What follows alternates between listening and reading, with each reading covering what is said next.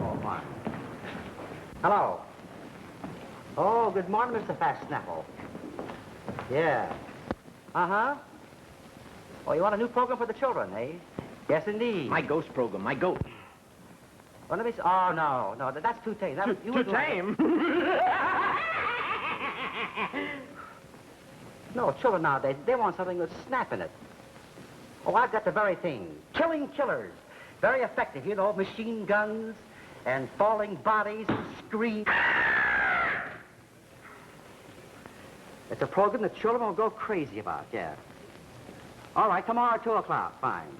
Hey, Mr. Fish, aren't you going to give me a chance? Valley, Crosby, all those fellas, they had to start, you know, and I'm better than they are. I know that, I know it. Well, won't you listen to me? Well, go ahead. What can you do? Well, which one do you want to hear first? Oh, that's fine. I'll do it for Mac when he comes in. Just like that. Don't you change a thing. Oh, I love it. Hey, but Mr. Fish, you didn't even listen. Tony, he's got one of his bad days again. You better walk him around the block. Hey, come on. I'll talk to him. He's get excited. You do it for Mildred and me. We like it here. Hey, do imitation of the fellow he's talking through his nose, huh? You mean this guy?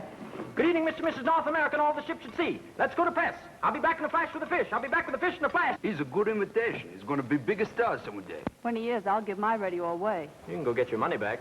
I would if Maria'd get here. She'll be here. Since she's a move in with a girlfriend, she's no got a mama wake her up. I'll go see if I find her.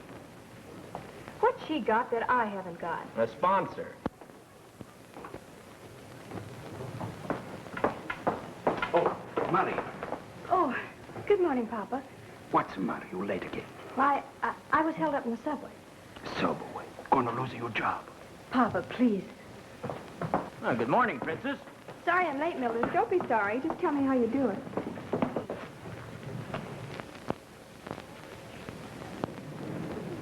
There's the man, Mama. There he is. Come, Wilbur, please, come away. You are Mr. Cluck, ain't you, mister?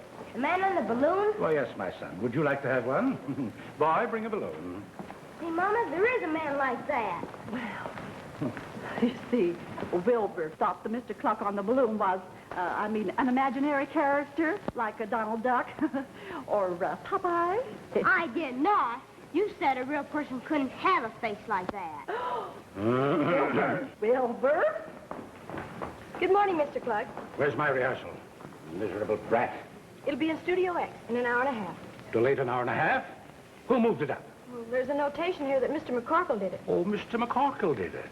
On whose authority? Why wasn't I notified? Oh, I don't know, sir. I have nothing to do with that. Oh, no. Of course not. There, my dear. I'm a brute to let other people's stupidity make me cross with you. I was going to give you this later. Maybe you'll forgive me when you see it. Oh, thank you, Mr. Cluck. That's all right, my dear. And we'll have a little bite together after the broadcast. Boy, have you seen Mr. MacCorkle? He might be in Studio X, Mr. Cluck. If I want any guessing done, I'll do it myself. Now, you find MacCorkle. Tell him I'm looking for him. Yes, Mr. Cluck.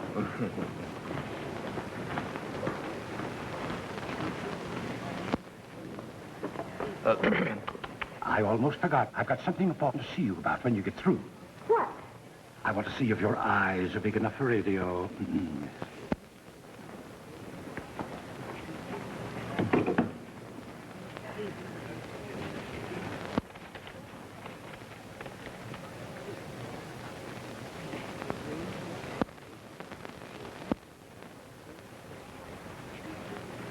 It's not an expensive gift.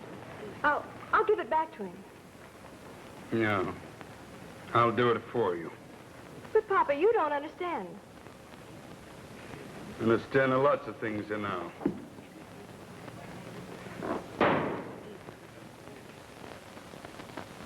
I don't care what the Consolidated Censorship Department says, sis. You can't advertise Eden's underwear without using the word panties.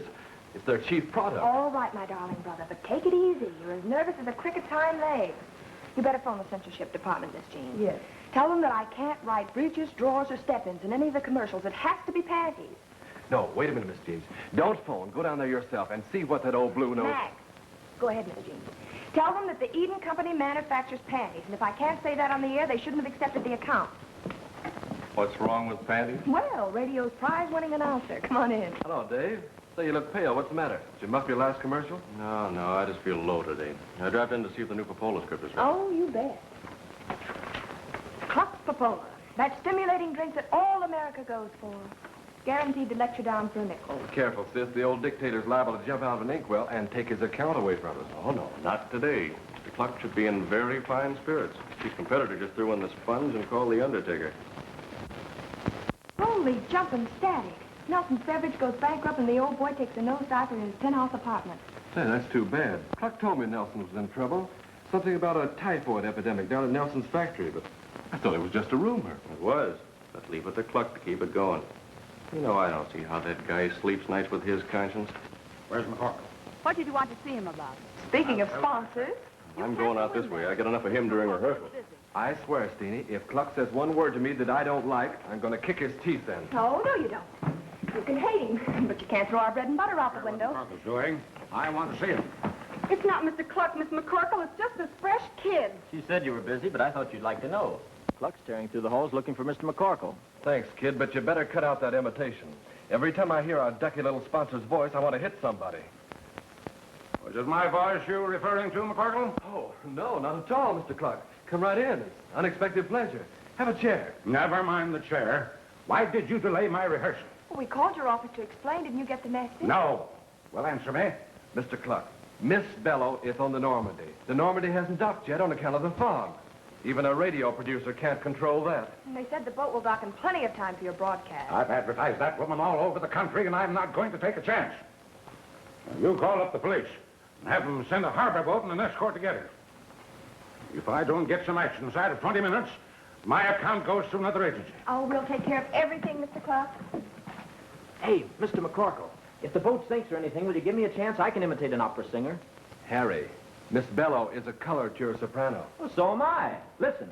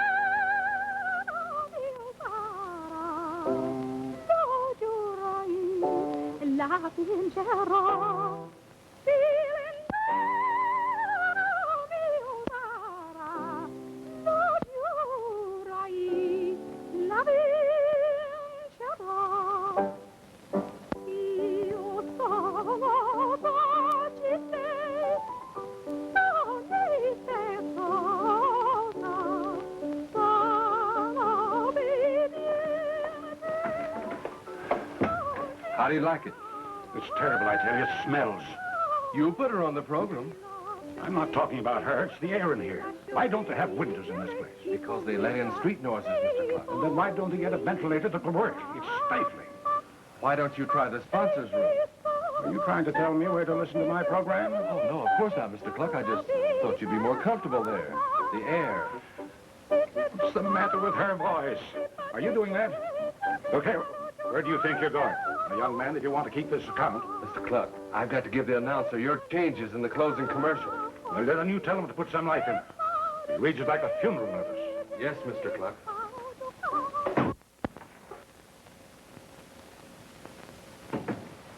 Hello, Mac. What are you doing out here? If I have to listen to that worm another minute, I'll strangle him. What's his pet hate tonight? The ventilating system says it's suffocating him. It does. That makes me very happy. Look, Steenie, will you? No. I'm not going in there. This is a partnership, and I've had it in my hair all afternoon. Now it's your turn. Oh, please, Penny, just for a minute. I've got to do something. All right, but don't be long. He affects me the same way, too. How do you do, Mr. Cluck? There she goes. There she goes again. Mr. Cluck, please. Don't you shush me. I'm trying to smooth this number out. I can't very well do it if you insist on shouting in my ears. Look, Mr. Cluck, why don't you go upstairs to the sponsors' room? I won't go to the sponsors' room. Nobody can say that Caesar Cluck wasn't right on deck when we're having trouble. But there's a deck up in the sponsors' room. Has a couch and a sort of a spittoon. It's lovely. I won't go.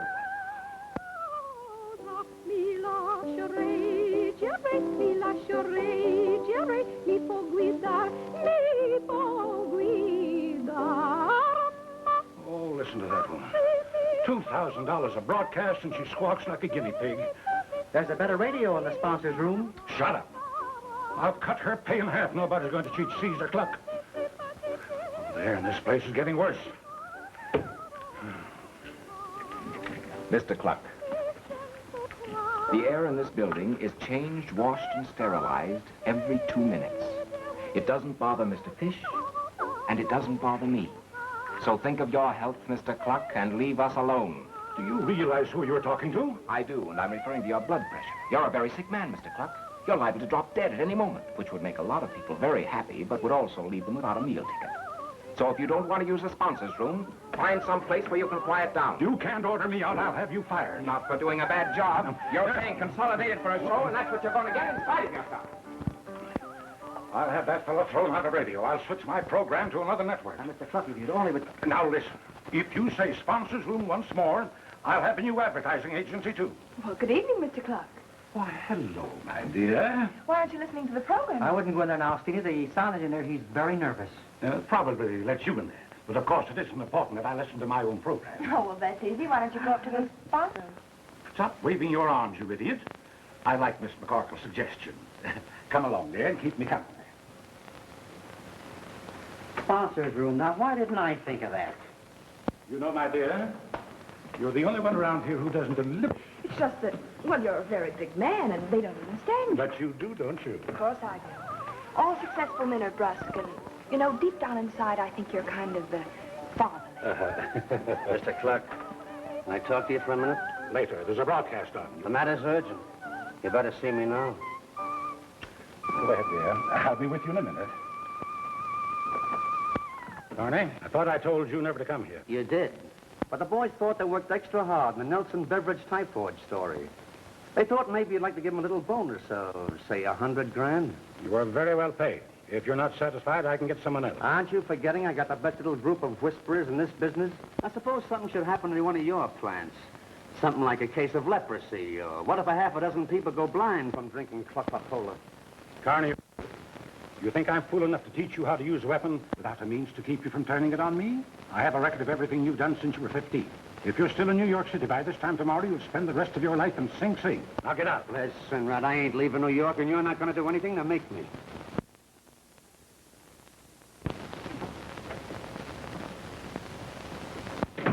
Don't forget, Nelson committed suicide. Maybe something just like that could happen to you.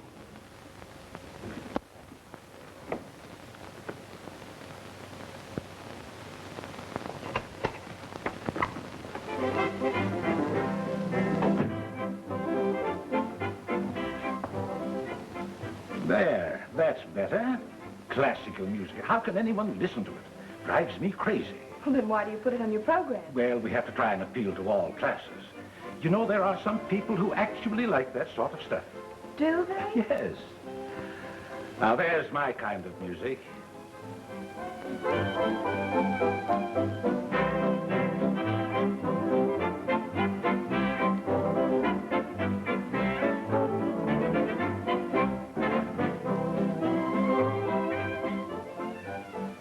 Hello, Dave. Hello, Tuttle. Look, do me the station announcement when I finish the commercial. What's the idea? They put me on the Barker's Brand Flake Circus in Studio Z, and I'll have to run to make it. Well, isn't that shoving them pretty close together? The same announcer on the following program? I don't know. I only work here. I wish you would do it, though. I don't want to start the next program out of breath. It's all right with me if Mac and Finney don't mind. They won't. And you better ask Finney. He's over in the control room. I don't want to ask any favors in front of Cluck. The whole bunch is dying to get me fired anyway. Don't worry about that. The great Caesar's up in the sponsors' room. His name would be Caesar. No. Don't sit there. You can't see. Try this one.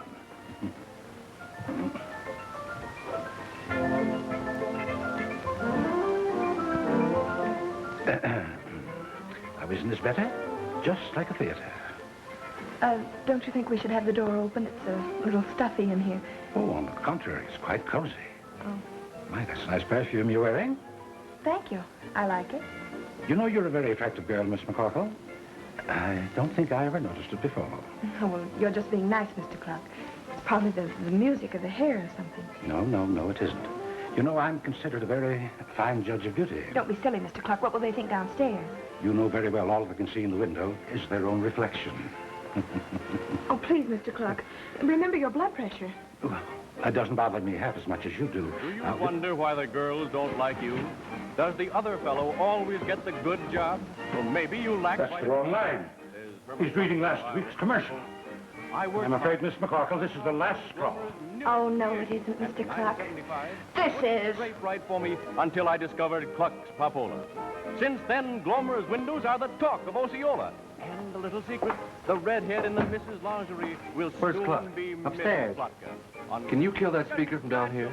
Why, sure. I forgot to tell Dave about Cluck's changes. For vim, vigor, and vitality, think Cluck's Papola, drink Cluck's Papola.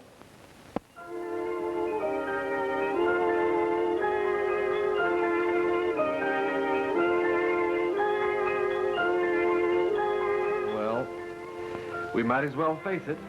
Are you man enough to come along with me? You better let your sister calm him down first. You mean Steenie's up there with him now? So what? She can handle him with one hand tied behind her. I hate sponsors. They all think they're so irresistible. Cluck try to put you in radio? What do you think?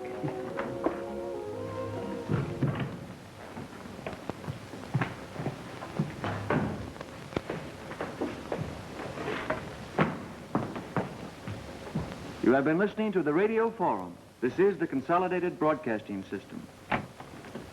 Well, that's another one wrapped up. I have a feeling we will be too when Mac gets through upstairs. Is Mac up there? If he isn't, I don't know the battling MacCorkles. Let him alone. It's about time someone slaps some decency into that would-be Casanova. No, Finney. You don't know Mac's temper. He's liable to get in serious trouble up there.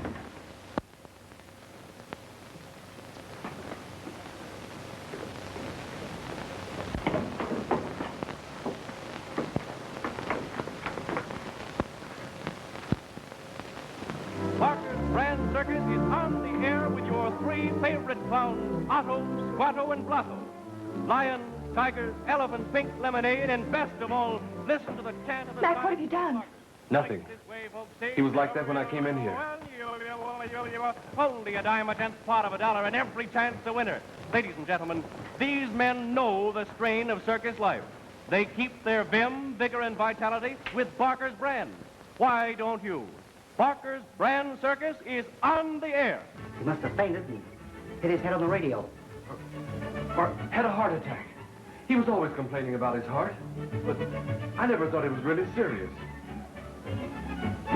Is he dead? There's no heartbeat.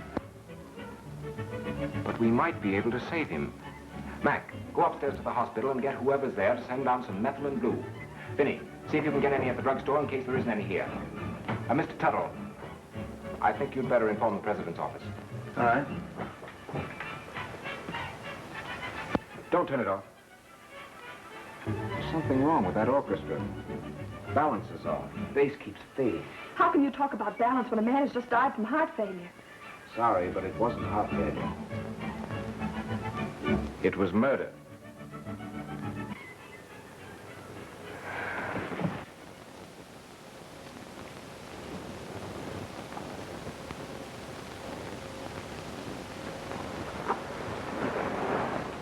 How did I get down here? I carried you. Didn't want him to take you to the emergency with Cluck. Is he... You sent the boys after something that might save him. It was too late. I just wanted to get them out of the room so you could finish your faint. Well, how did you know I was going to faint? The air pressure in that room had been tampered with by someone who knew Cluck's phobia about ventilation. I could see it was getting you. And you deliberately let me work myself up to a faint. I had to be sure. Well, you might have gotten a canary or a white rat or something. Yes, but I also wanted to find out who hit Cluck hard enough to make him fall against that radio. Oh, I can tell you that. You did tell me when you fainted.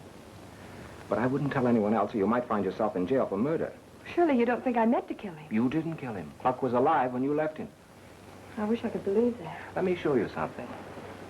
Did you ever see blood that color? Well, that doesn't look like blood. It's so bright. Cluck had to be alive when you left him to breathe in one of the poisonous gases that turn blood that color. Several of them are easy to make, and one whiff will kill a man unless he has an immediate antidote. How many people know that? Well, I know it. That's right, you do. And so does every high school chemistry student. That type of gas is one of the first things they're warned not to make. All right, Mr. Detective. May I make a few deductions now? By all means. Suppose the murderer wanted to throw suspicion on someone else. What would he do? You're doing the deducing. Go ahead. Well, he might tell an innocent suspect to be quiet, so she'd look twice as guilty when the murderer cleverly let the finger of suspicion fall on her later. He might, but in that case, he'd be very silly to remove the only evidence of her struggle with the victim, wouldn't he? You see, I found this in Cluck's hand. So? Well, it's yours, isn't it? I've never seen it before. Look, Mr. Butts, you might be a very good radio engineer, but I don't think I better leave my future to your sleuthing. But don't you see? This proves I'm right. There must have been someone else in that room after you left. Okay, mastermind, where do we go from here? Cherchez la femme? Nope. We find out how the gas got in that room.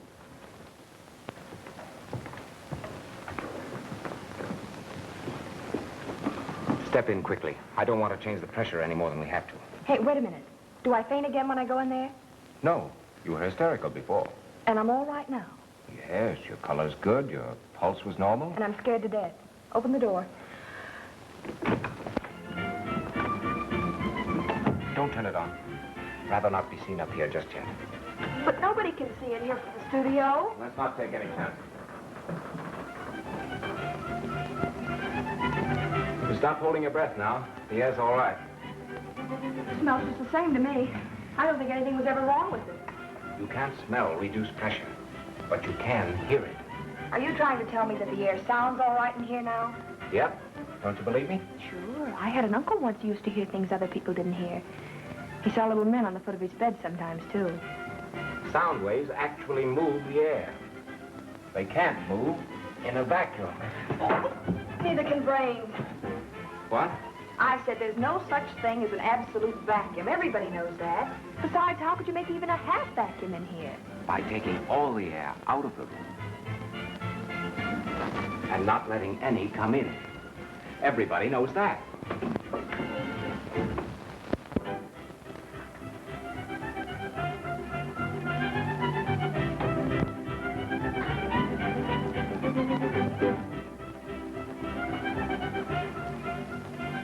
Oh, I'm sorry. I didn't mean to interrupt. I'm waiting for my brother. Oh, I see. And the light hurts your eyes. What business is it of yours? What are you doing here, anyway? I was looking for a mechanical pencil. Green with a gold band. I thought I might have dropped it in here. Well, in that case, it's probably still around here. No, don't bother. Please don't bother. It's not of the slightest consequence.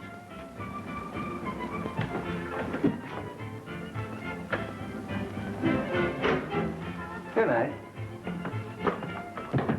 Compromise. That blockhead. You don't like production men, do you? He's no production man. I'll bet my next month's salary he never saw the inside of a broadcasting station before. Besides, never trust production men. Engineers don't call by their first name. He's been around here over 2 weeks, and he's still Mr. Tuttle. Maybe he's an efficiency expert in disguise. No. No, efficiency experts are always making notes. Well, you heard him say he lost his pencil.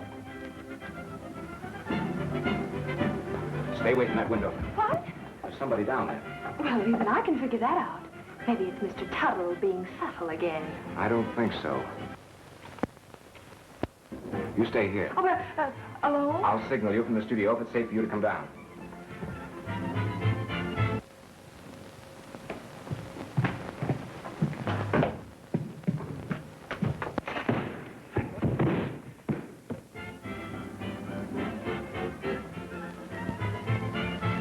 Keep out of this. Keep out if you don't want death to call again.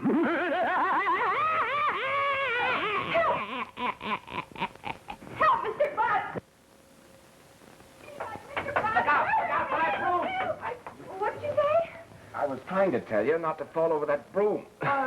Did you? No, somebody deliberately tripped me. Hey, look, let's get out of here. We're both imagining things. The shadow just scared me out of a year's growth. What? I heard that crazy voice say, keep out of this if you don't want death to call again. I thought he was talking right to me. He was.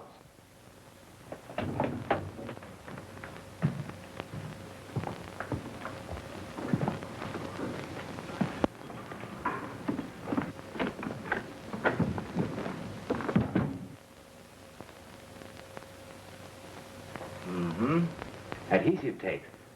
Not a fingerprint on it. Clean as a whistle. Maybe there weren't any. There had to be. I left some on it myself. No, none on this either. Was that dial on Studio M when you heard that voice? It couldn't have been. The Shadow's broadcast from Studio Z. If you thought it was a shadow, why did you run? Listen, if you'd been in here alone and thought Dracula was going to jump out of that cabinet, you'd have run too. No, I wouldn't. Oh, hero stuff, huh? No. Reason. First, I'd have looked at the radio. If the dial was at Z, I'd have known that voice had to be cut in from some monitor room. And that someone was trying to frighten me out of here in order to get in and remove evidence without being seen. Say, what does one have to do to get to be as smart as you are? You might start by remembering what day of the week it is. The Shadow is broadcast on Wednesday. This is Thursday. Look, Mr. Butts, I may not know what day of the week it is, but I do know that I could dislike you very easily. Blood. There's your cherry-colored blood. Cluck got it from one of his own balloons. Reason that one out, Mr. Smarty.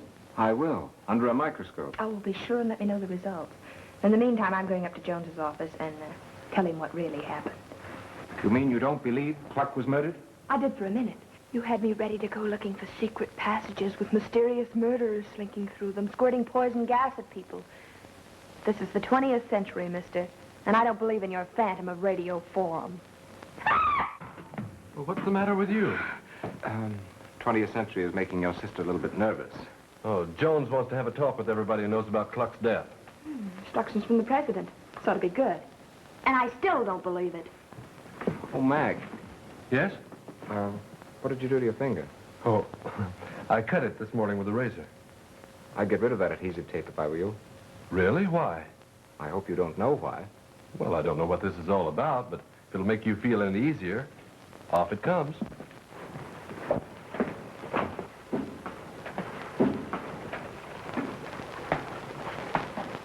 Hello, Tony. Mr. Ben, you want to tell me something, please? Sure. What is it, Tony? Mr. Kluck, he's dying in that room tonight. Yes. But how did you know that? Well, I see there was a carry him upstairs. And they give me orders to remove the balloons. Suppose nobody want to see his face no more. Well, if you know anything about Kluck's death, you'd better come along with me. Why? I don't do nothing. Oh, I didn't say you did. But Mr. Jones wants to see everyone. Oh. Oh, it's different. Bigger boss here tonight, huh? He says he's spending most of his time in Washington, patting a congressman in the back. And making speeches. I can hear him now. My friends, since you are all a part of radio, I'm sure you feel as I do. About our beloved sponsor, Caesar Kluck's untimely death. It is the first disaster to happen within Radio Forum. And the newspapers, whom I need not tell you, will stop at nothing to make a tremendous story of it. So I ask, in fact, I demand absolute silence regarding the matter. You are not to discuss it with anyone, not even amongst yourselves. Whatever statements are issued to the press must come from this office. Do I make myself clear? Yes, but Mr. Jones, don't you think... You can't see me, this comes All right, Jones, what's the lowdown? Mr. Jones, quiet, please. Now, you'll all get a statement. I shall show no partiality. But first, let me introduce Dr. Sylvester, the well-known radio commentator. Hi, Doctor. And these folks are members of the Popola production staff. Frankly, Mr. Kluck's sudden death was a terrific shock to me, as well as to his friends and co-workers. The man was not only an industrial genius and advertising wizard, but he had a great soul, as simple as a child, whom anyone from porter to president at Consolidated could call friend. Never mind the hearts and flowers. We didn't come for the obituary. We want to know what happened. Yeah, well, where he died? Who found the body? Well, now, one question at a time, gentlemen. I know you must all get your papers on the street at a certain time, so I'll let Dr. Sylvester, who was Kluck's personal physician, and with him when he died, give you the details. My patient died from natural causes. Mr. Kluck suffered for years from coronary sclerosis. In other words, he died from a heart attack brought on by the excitement. C-O-R-O-N-E-R-Y-S-C-L-E-R-O-S-I-S. Who else besides the doctor was with him? Well, now, just a minute, please, once more. My secretary C-O-R-O... prepared a statement. Well, what's the use? That wasn't what caused his death. If they perform an autopsy, they'd find that out. Well, let's not disturb them. Come out in the hall. I want to talk to you alone. Well, hey, where are you going? He's going to show me the new building. It's don't get excited, boys.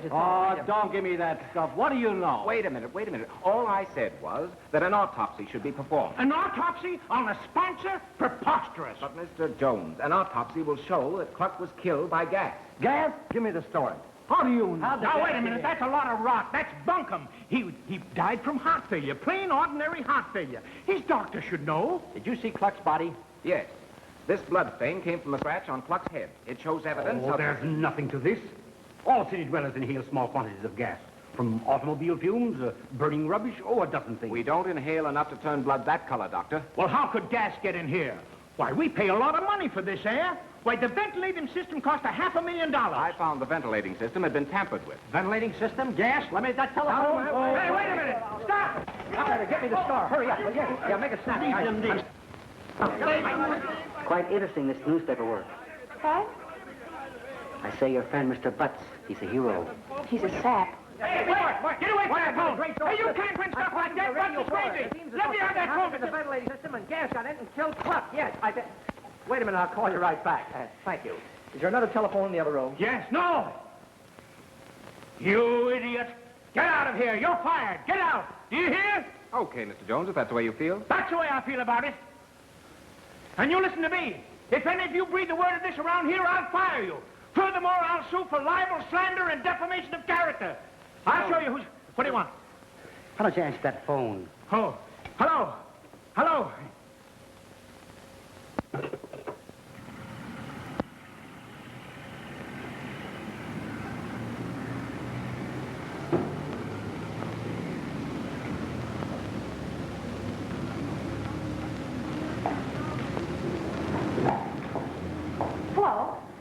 I was wondering where you'd gone. What are you doing out here? Just thinking. About your job? I can get another job, all right, but after tonight, I'd kind of like to stay here. Why don't you go up and tell Jones you're sorry you spoke out of turn? I can get Mac and Fenny to use their influence to get your job back. Well, maybe I was a little indiscreet letting those newspaper men hear me, but still, the facts deserve investigating. Oh, well, suppose you are right. What difference does it make? Besides, let Jones worry about his own troubles. You seem to forget that murder comes easier the second time. Can you prove it was murder? No, but a good criminologist could. Well, then why don't you let a good criminologist do it? It's none of your business. I guess you're right. Oh, well, come on. Let's go up and talk to Jones. No, Miss MacCorkle, I couldn't, because if anybody asked me about my statements tonight, I'd have to tell them what I thought. But I would like to be able to get in here once in a while. Well, I think that could very easily be arranged. It's kind of late to stand here and talk about it, though. You could drop up to my place and we could talk it over there. I don't know where you live. Well, do I have to come right out and ask you to take me home? What? Oh, no. I'd be glad to. Well, all right.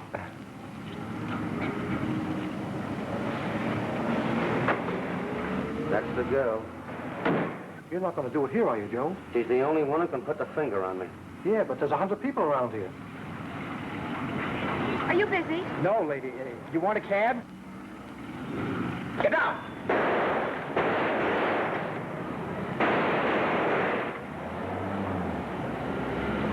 I see what you mean. Get in there, quickly.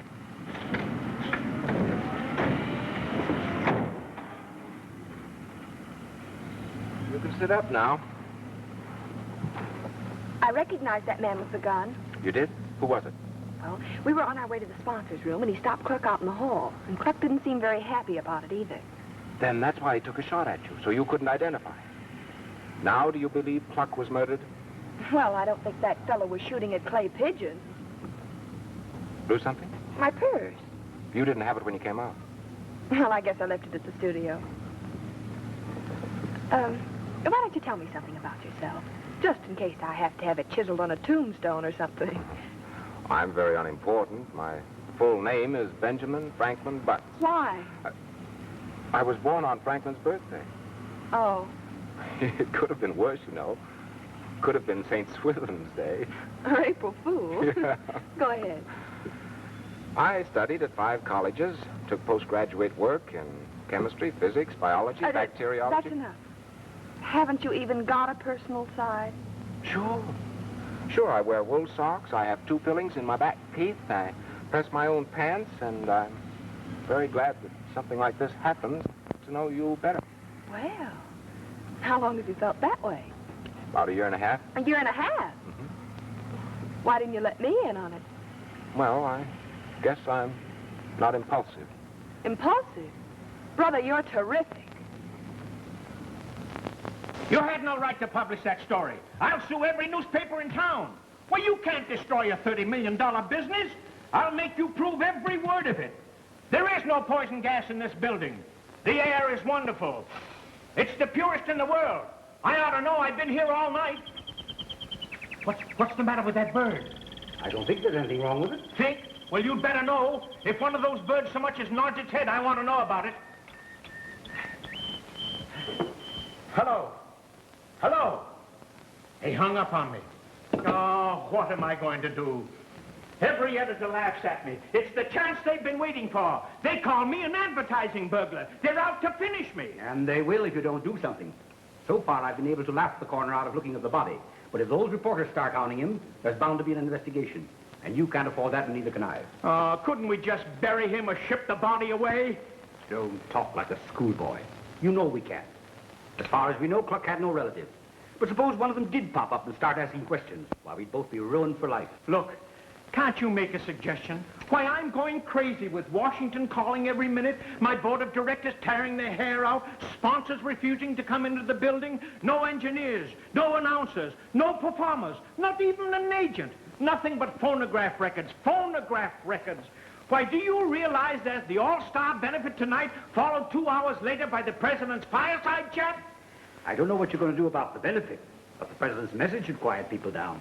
And you don't have to announce it's coming by remote control. Well, what about engineers? Not one of them will touch a control board. Wait a minute. I've got it. What? You can do it. You can put it over. Do it do what? Find something else which caused Cluck's death and make it believable. Now, quiet down, Harry. Your nerves are beginning to crack. Nothing of the sort. Why, if we can find a motive and make an arrest, our problems are solved, aren't they? Sure. But it's impossible. We haven't got a clue to hang our hat on. Didn't I tell you not to bother me? What the deuce do you want? Mr. Tuttle wishes to see you. Says it's very important. All right, send him in. At least he's got nerve enough to come into the building. Good morning, gentlemen. What's good about it? I ran across this in the lost and found department. The contents should interest you. That letter might help to clear the air around here. Terrific. Colossal. Why, this is it. Now I know what killed Caesar Cluck. What? Poison. For who? Who said so? Listen to this. Dear Steenie MacCorkle, you will find the information you requested regarding poisons attached to this letter. You will note I have underlined the amount necessary to cause immediate death. P.S. If it is for a sponsor, I suggest a little more than is indicated. They are pretty tough babies. Now that I come to think of it, what could have been poisoned? Aiken? Yes, sir. Phone police headquarters. Have them send a homicide detective here at once. Miss MacCorkle's in Studio X, putting Aunt Poodle's pickles on the air. What? Well, how does she get performers and engineers? I don't know. I saw her when she came in. She said she had a contract with a sponsor and wasn't going to let anyone stop her. Uh-huh. There you are. That's ample proof she wasn't worried about gas.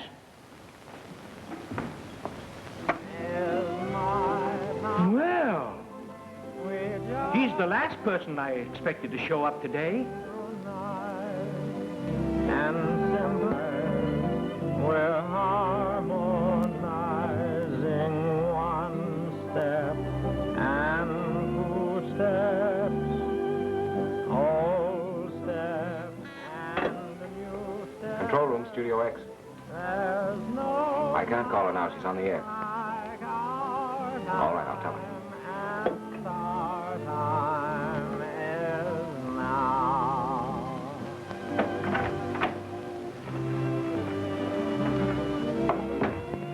Well, who is it? I don't know. Why don't you take that thing off? There's nothing wrong with the ventilating system. Well, that isn't what you told me upstairs, and I'm not taking any chances. What I told you upstairs. This program is brought to you from the cool kitchens where Mrs. Poodle's pickled goodies are made. And to show you how Mrs. Poodle appreciates your loyalty, Mr. Fish will tell you about our special gift offer. If you want one of our dainty pickle forks, all you have to do is to just send one cellophane wrapper from our deluxe dill pickles and 1 dime to defer the cost of mailing. Until tomorrow, dill-de-dill. One step and 2 steps, old steps and new steps. There's no time like our time. You're listening to Radio Forum. This is the Consolidated Broadcasting System. That's it. Thank you very much, Harry. Is there anything else I can do, Miss MacCorkle? And how? You're going to be the vanishing cream troubadour. He will vanish when he hears me. Come on. Oh, Miss MacCorkle. Steenie to you. Mr. Jones wants to see you in his office. Okay, thanks. Did you want to see me, Mr. Jones? Yes. I thought I fired you. You did. Mr. Jones, I want to suggest... Never mind your suggestions. You get out of this building. I'm now working for MacCorkle, and Fish. If my boss tells me to go, I'll go. Oh, is that so? Well, what's the matter with you? He's a radio engineer. Huh? The president's fireside chat. Oh, yes, of course. But I may have been a little bit hasty last night, but the fireside chat of the president... Don't you think we'd better get this over with first? Yes, but Butts has nothing to do with it. Nevertheless, I suggest that we proceed before the police arrive. The police? Miss MacCorkle, is this your purse? Why, yes. Where'd you find it? Never mind that. I suppose you know this letter was inside it. Oh, that? I'd completely forgotten about it. You seem to have forgotten a lot of things. Yeah, things that are damaging enough to convict you of the murder of Caesar Cluck. Let me see that letter. Now, it'll do you no good to destroy it. We've made copies, and witnesses will testify they saw the original. It doesn't mean a thing. No? No. Well, perhaps you'll change your mind. Dr. Sylvester has discovered that Mr. Cluck died from poison. And Miss MacCorkle was the last person with him. As far as we know. Well, we know she learned about poison. This box of tablets was found in your purse. The contents would kill several people. Not so fast. I admit the letter. It referred to research on a series of crime stories I'm writing. But if those pills were in my purse, somebody put them there. Mm-hmm. Well, you'll have to explain that to the district attorney and a jury. Mr. Jones, the homicide detectives are here. Show them in. I can't. They're down in the street. What? Yes, sir. They've been reading the newspapers and refused to enter the building. They said to send the prisoner down to them. Let me talk to them. You might as well send them back to headquarters because there isn't going to be any arrest. Unless they want to take Dr. Sylvester. Sylvester? Yes. Cluck had enough poison in him to kill the average man. But Dr. Sylvester didn't have to perform an autopsy to find that out. Because he gave it to him. That's ridiculous. What? What is he saying? He's trying to bluff you, Harry. Get me the district attorney's office. If you put this girl under arrest, I think the DA should know that I saw Cluck take a tablet of a certain drug just before his death. And the label on the box carried your name as prescribing physician. I wouldn't do anything hasty. Then you did? Oh, no, of course not. I did prescribe a heart stimulant for Cluck, but if he took an overdose, it must have been an accident. Now that I come to think of it, I'm sure it wasn't poison. Then what did kill him? Now, don't say gas or ventilating system. Mr. Jones, if you give me 24 hours, I'll find out who did this thing and prove there's nothing wrong with your ventilating system. Well, that's time enough to ruin me. Well, you're ruined anyway if we don't solve this case. Come on, Steenie. I'll take this before you boys decide to plant a shotgun in it. A shotgun? Now, calm yourself, Harry. Uh-huh.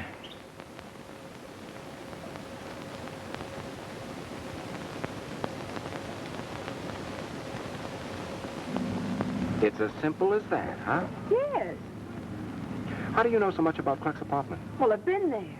Oh, well, chaperoned by Mac and Steenie, of course. Well, let me get this straight. We go in the theater, up in the balcony, out on the fire escape, across the roof of the garage, jump the alley, and then where are we? We're on the terrace that leads to Cluck's apartment.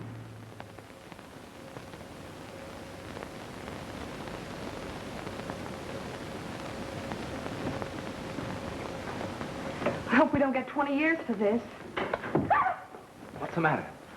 Gone, but not forgotten. Oh, What do we do now? we look for the safe. Well, they're usually behind books. But there aren't any books. I guess Cluck did something else with his spare time. Well, maybe behind the pictures. No. He'd think of a better place than that. My intuition tells me behind a picture.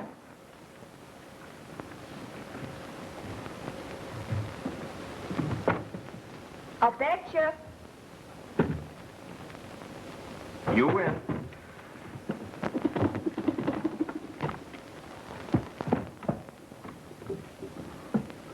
Hear a heartbeat? Shh. Quiet, please. Say, you weren't kidding when you said your hearing was better than other people's, were you? No, of course not. The ear can be trained, just like the other 5 senses. Where's the 6? What made you look behind this picture? Intuition. That's right. I might have known that would happen.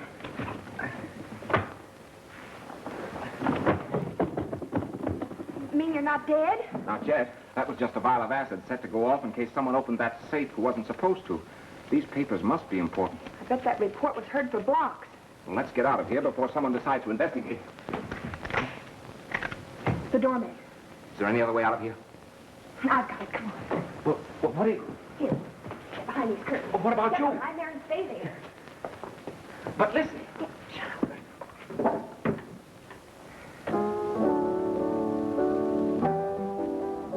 Say, who shut off that gun?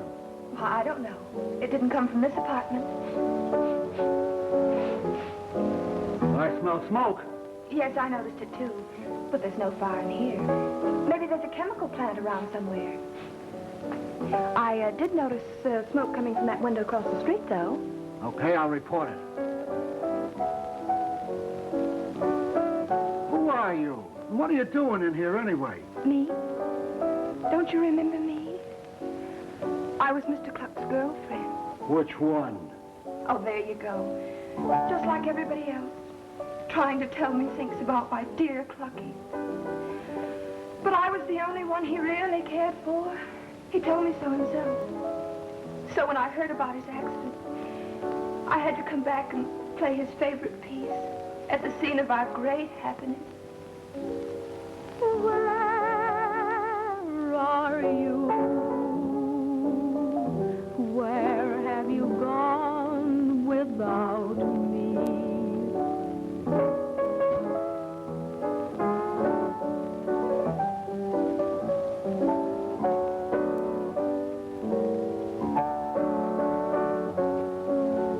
How'd you get in here? With my own little key, through the private entrance. I'm the only one who had a key. Oh, Clucky.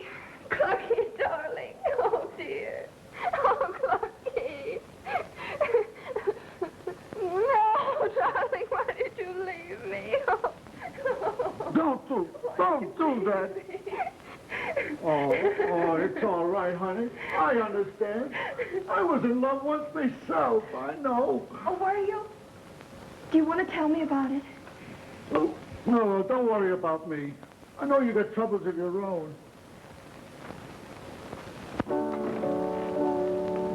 Good night.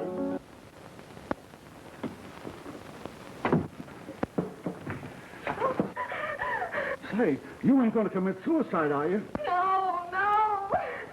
All right. 'Cause you weren't supposed to be in here, you know. Of all the disgusting exhibitions. Why didn't you like it? Oh, I do so want to be an actress. Really, I do, really. Come on, let's get out of here. Not until I see that fellow down on the street again. Nobody could be that dumb.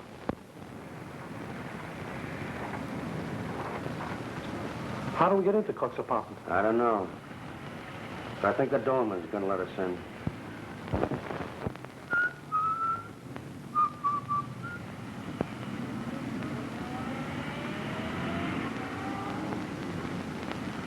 Say, there's no private entrance. What's that dog giving me? Oh, excuse me, Uh-oh. We've got to get out of here. Well, what's the matter? That fellow who took a pot shot at you just held up the doorman. He must be after these. Oh. There's enough evidence in here to send him up for life. What are we waiting for? Oh, well, what are you doing now? Hello. Hello, police headquarters? This is 618 Park Avenue. I just saw a man break into Caesar Cluck's apartment. I'm sure it's robbery. Radio for him, driver. I wonder what's going on up there. Still playing phonograph records. There go those ears again. Cluck certainly had enough on Carney. He's wanted in California for robbery, in Texas for mayhem, and in this state for murder. Well, then that sounds arcane. Carney waited till I'd left Cluck alone in the sponsor's room and then came back and killed him. How? Oh, choked him or scared him to death or beat him. A man who carries a gun generally uses it. And Cluck wasn't shot. Well, a gun would have made too much noise. No, it wouldn't. That room's soundproof. Still, this does give him a motive. And the fact that he was in the building time, together with his police record, should give the DA enough evidence to get a conviction. Still, there are several things that don't tie together. Well, what are they? Well, the voice that frightened you out of the room, the tape ventilator. Do you think Carney would know enough about radio to do those things? Well, he might. I doubt it. Hey, here's a notation. Paid to Dr. Sylvester, April 17th, $10,000. Here's another one. Paid to Dr. Sylvester, $5,000. What could that be for? For a broadcast, maybe? Why, he's never been on one of Cluck's shows. Maybe he was paid to stay off of them. That's it. Can we get a transcript of Dr. Sylvester's broadcasts on these dates? Well, I'm sure we have them on file in the office. Good. Greetings and salutations, ladies and gentlemen. That's not a phonograph record. That's the All-Star Benefit Show. Personally supervised by MacCorkle, Fish, and the absent MacCorkle. Video, so help me out. And now the time has come to lend ideas to au revoir, pleasant dreams. Think of us when requesting your things here. And now, good night, Bonchitio, bless you. When the blue of the night meets the gold of the day,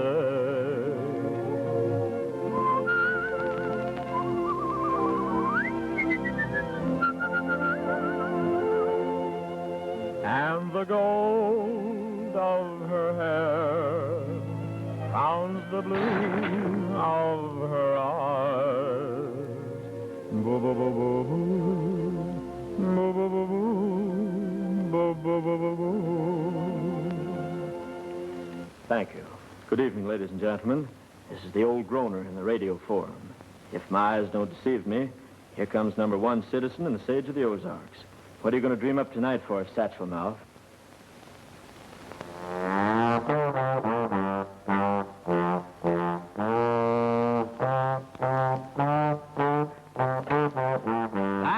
Thank you. You know, I certainly appreciate being on this program with you. I can remember when I first started out down in Van Buren in Grandpappy's stable. He had a stable there, and I was stable boy. You know, that's a tough job. If you don't watch your work, it sure piles up on you.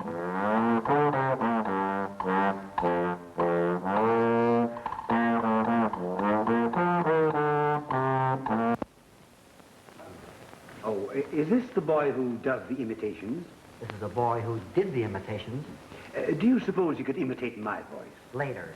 In 5 minutes, his voice will be the Lonesome Cowboy. Hi-ho, Rover! Whoa! Kid loves his horse. Here it comes. Get him up. Come on, boy. Hey, wait a minute. Wait till I get it back to full level. You've done very well to get us this far. Come on, leave it alone.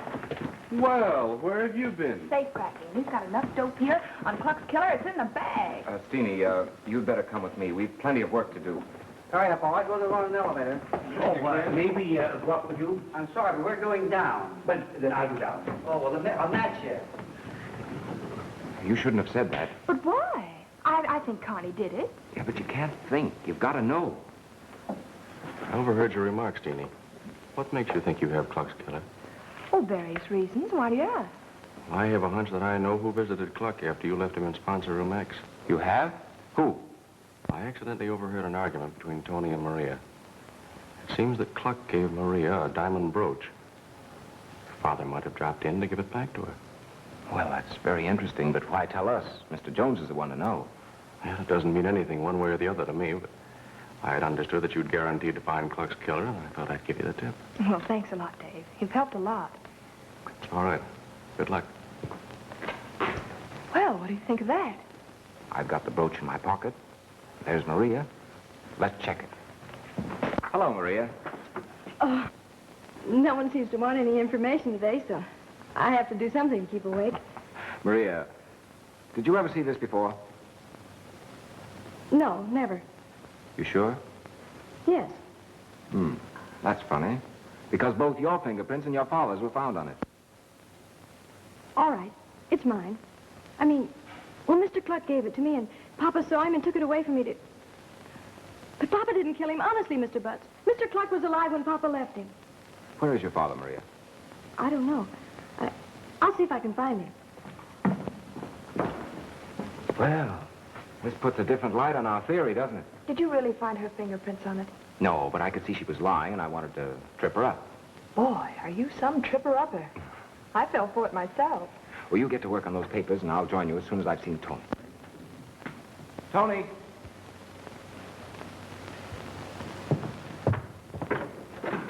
Oh, Tony, I wanted to ask you...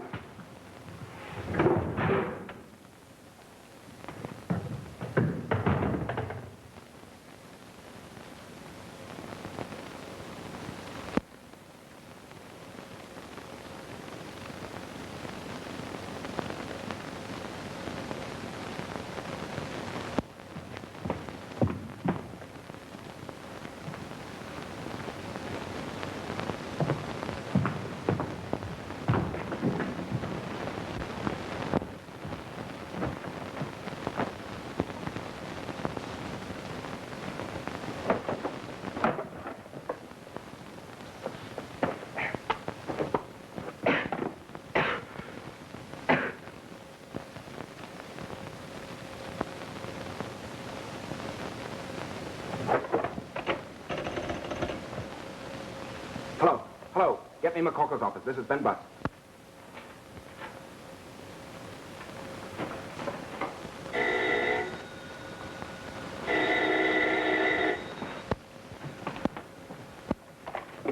Hello. Oh, Ben. Ben, listen, I got it. Carney worked for Cluck and... What? I said Tony's been murdered by a balloon full of gas. Are there any balloons in your office? No, but look, I'm trying to tell you that... Balloons? Yes, there's one right here on my desk. Then take it to a window and toss it out and get out of there.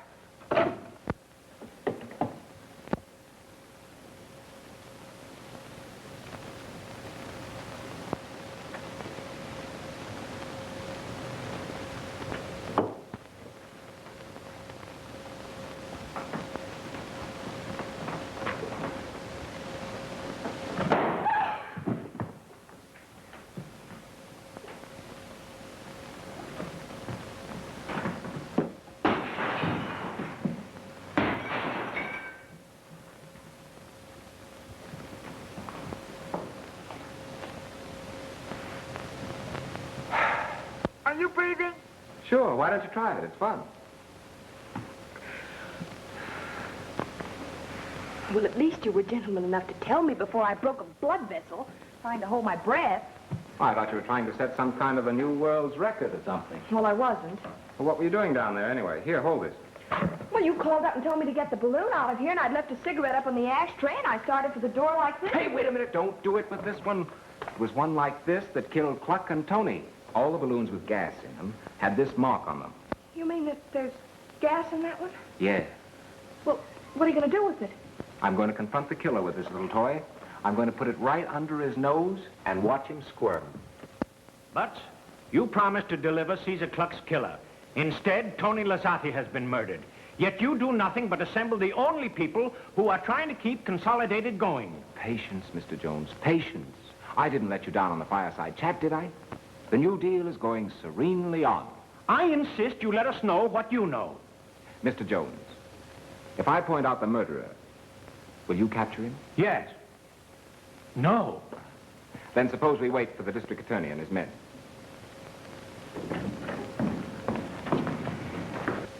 Now, Mr. Butts? Not now. Sit down. will you please tell me I'm dying? Who did it? I haven't the slightest idea. The district attorney. Oh, come right in, gentlemen. How do you do? Mr. Francis, this is the young lady I was telling you about. Nice work, Mister. You mean catching Carney? Well, I had it all figured out from the start. Well, then probably you could tell me. Oh, well, no. I'd rather you ask my assistant all the questions. Did you get anything from Connie? A full confession. Well, that should interest Mr. Tuttle. Did you find the pencil you were looking for last night in the sponsor's room? Green with gold band? Well, now that you have me, I might as well confess. For a long time, the local authorities have been trying to stop Cluck's whispering campaigns. But they were never able to get enough evidence to prosecute on. So they appealed to the Federal Communications Commission. I was sent up from Washington to find out whether Cluck was paying Dr. Sylvester for boosting Popola and knocking his competitors. He handed Cluck a message when he came in last night, but it wasn't among Cluck's effects. So I went up to the sponsor's room to look for it. I see. By the way, Doctor, why did you remain in this building a full half hour after your Nature Oil broadcast? Why, I talked with the engineer for 15 minutes about my speech, and then I had business with Mr. Jones. Caesar Cluck was killed after the Popola broadcast. Did it take you the next 15 minutes to get to the reception room? No, but there was no reason to rush. I had plenty of time. Yes, you had plenty of time. Time enough to go to the upper corridor, wait for Steenie to leave Cluck, then slip in and kill him. You're mad. Maybe you're right. Doctor, I understand you're quite interested in Harry Lake's imitations. Yes? Ever hear him do the shadow? Did anyone tell you to do that laugh last night? Well, Oh, stop all this. I did it. I taped up the ventilating system, but I did it to scare Cluck, not to kill him. Then you tripped me on the staircase and had Harry frighten your sister over the radio so she'd leave the room and you could get back in and remove your fingerprints in the adhesive tape. Yes, but when I learned about Cluck's death, I was frantic. But I didn't use poison gas. I don't know anything about it. I know you don't. Or you would have removed the broken balloon that killed Cluck when you destroyed the other evidence. How can you kill a man with a balloon? Hit him over the head with it? Come here, Finney, and I'll show you. Hold this for a minute, will you? Is it heavy? I'm awfully tired. Suppose this balloon was filled with a deadly gas, and the murderer wanted to stay at a safe distance. He could take an ordinary soda straw like this, and an ordinary pin with a little wad of paper on it, and then he could... Don't break that balloon in here. But there's no gas in that one. But there is, I can't... There's your man, Mr. Francis. You don't need those. Well, how about it, Dave? All right, I killed him. He ruined my father, who was president of Johnson's Beverage. And with our business gone and nothing left, I came to work here. I won a Dixon Award, and Cluck demanded me for his program. Nelson committed suicide. It was to me as though Cluck had killed him. I tried to forget, but I couldn't. His face was everywhere, even on these balloons. They were driving me mad. So I figured out a way to use them to kill him. But why did you kill Tony? I didn't kill Tony. I put the balloons everywhere I thought Cluck would go. Tony must have accidentally broken one when he was ordered to pick them up. All right, young man. Aiken, get me the publicity department, legal department, and every newspaper in town. I want you to dramatize this story for the cavalcade of time. The nation should know. Butts, you're going to be the head of the engineering department. Oh, gee, won't that be nice? You can be around all the time now. I'm sorry, but I'm going away for a while. But I'm offering you a big job. Well, thank you, Mr. Jones, but I'm afraid that'll have to wait. You see, I have another scientific problem. Miss MacCorkle and I are going to work it out together at Niagara Falls. That is, if she can decide which one of these names she'd like to use. Well, any one of them's all right with me. Well, let's go. Oh, Harry. Now. Ta-ta-ta-dee, ta-ta-ta-dee.